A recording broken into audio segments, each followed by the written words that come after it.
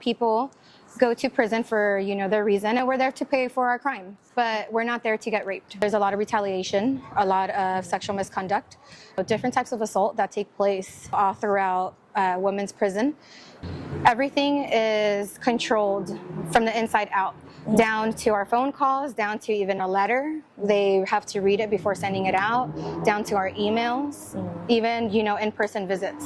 So speaking upon all the acts that were taking place was quite difficult. Not only because it was nearly impossible to get word out, but if we did try to get word out, we would get punished and retaliated upon. And I'm still facing long-term repercussions because of the medical negligence of the sexual assault that I've endured in there.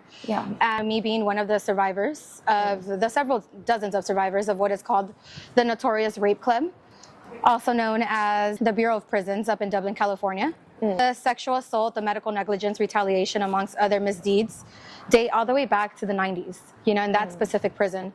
Since then, there has been 7 convictions between the warden himself, the chaplain, and other officers, some of which are still awaiting trial. On March 11th, 2024, the FBI raided the prison and walked out the warden alongside other employees who took part of the sexual misconduct and other allegations. But it wasn't up until a judge had ruled the need to have a special master oversee the day-to-day activities and look over all the cases. So what I mean by special master is equivalent to getting audited.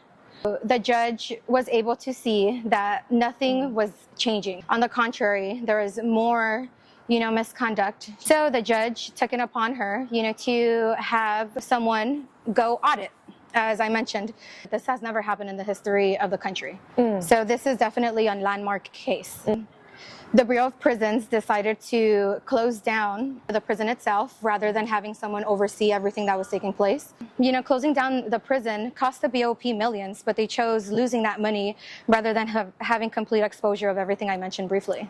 Since then, the government has still been trying to cover up their actions. Even while being out, I'm still facing harsh consequences of the medical negligence and the sexual misconduct I endured during my term. One of the reasons that I am here is to help, others in my position, because I know I'm not the only one. Maybe find the courage, to speak up to, or to find the resources. It took me about a year to find a good doctor, that is actually taking care of my case.